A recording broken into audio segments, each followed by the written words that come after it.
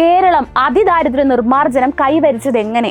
അതിദരിദ്രരെ നിർണയിച്ച മാനദണ്ഡങ്ങൾ ഏതൊക്കെ? ഇങ്ങനെ അനവധി ചോദ്യങ്ങളാണ് അതിദരിദ്രരെ കണ്ടെത്തിയ ആധികാരിക പഠന റിപ്പോർട്ട് സർക്കാർ പുറത്തുവിടണമെന്ന് ആവശ്യപ്പെട്ട് സർക്കാരിന് സാമ്പത്തിക വിദഗ്ധരും സാമൂഹിക പ്രവർത്തകരും നൽകിയ തുറന്ന കത്തിലുള്ളത്. അതിദാരിദ്ര്യമുക്ത കേരളമോ അതോ അഗതിമുക്ത കേരളമോ എന്ന തലക്കെട്ടോടെ നൽകിയ കത്തിൽ ചോദ്യങ്ങളും സംശയങ്ങളും ഒരുപാടുണ്ട്. ആദിവാസി കുടുംബങ്ങളുടെ അതിദാരിദ്ര്യം മാറിയോ? ആശാ വർക്കർമാർ ഉൾപ്പെടെയുള്ള സ്കീം വർക്കേഴ്സ് അതിദരിദ്രരല്ലേ? അതോടൊപ്പം അതിദരിദ്രരെ കണ്ടെത്താൻ ഉപയോഗിച്ച മാനദണ്ഡങ്ങൾ, സർവേ നടത്തിയ സമിതി, ഡാറ്റയുടെ ആധികാരികത തുടങ്ങിയ കാര്യങ്ങളിലും വ്യക്തത ആവശ്യപ്പെട്ടിട്ടുണ്ട്. എല്ലാ ചോദ്യത്തിനും ഉത്തരമുണ്ട്. അതിനു മുന്നേ ഈ ചോദ്യങ്ങളുടെ ആധികാരികത നമുക്കൊന്ന് പരിശോധിക്കാം. ചോദ്യം 1. ആദിവാസി കുടുംബങ്ങളുടെ അതിദാരിദ്ര്യം മാറിയോ? 2011 സെൻസസിൽ 1.16 ലക്ഷം ആദിവാസി കുടുംബങ്ങളിലായി 4.85 ലക്ഷം അതിദരിദ്രരുണ്ട് എന്നാണ് ഈ കത്തിൽ ഒപ്പുവെച്ച സാമ്പത്തിക, സാമൂഹ്യ, സാംസ്കാരിക വിദഗ്ധർ പറയുന്നത്.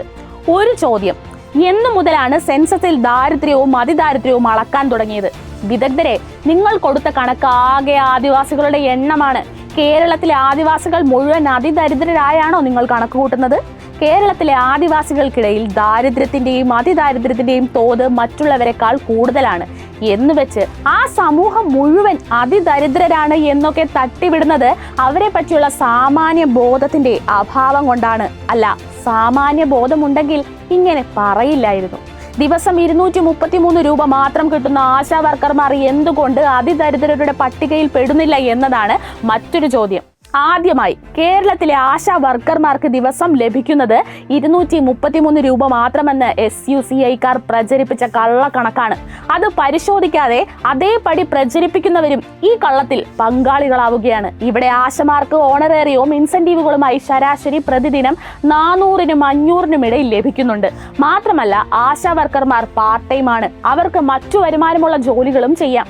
മാത്രമല്ല, മിക്കവരുടെയും കുടുംബങ്ങളിൽ തൊഴിലെടുക്കുന്ന മറ്റുള്ളവർ ഉണ്ടായിരിക്കുകയും ചെയ്യും. അപ്പോൾ ആ ചോദ്യത്തിനും വലിയ പ്രസക്തിയില്ല എന്ന് സാരം.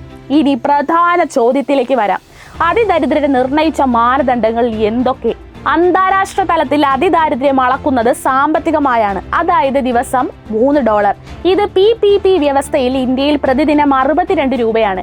കേരളത്തിലെ എല്ലാ കുടുംബങ്ങളിലും ഈ തുകയുടെ ഇരട്ടിയെങ്കിലും പ്രതിദിന വേതനമായി ലഭിക്കുന്നുണ്ട്. വരുമാനമില്ലാത്തവർക്ക് വിവിധ ക്ഷേമ പദ്ധതികളിലൂടെ സർക്കാർ പെൻഷനും മറ്റ് ആനുകൂല്യങ്ങളും നൽകുന്നുണ്ട്. അതായത് കേരളം അതിദാരിദ്ര്യ നിർമ്മാർജ്ജനം കൈവരിച്ചു കഴിഞ്ഞു. അതിൽ ആർക്കും ഇനി സംശയമൊന്നും വേണ്ട.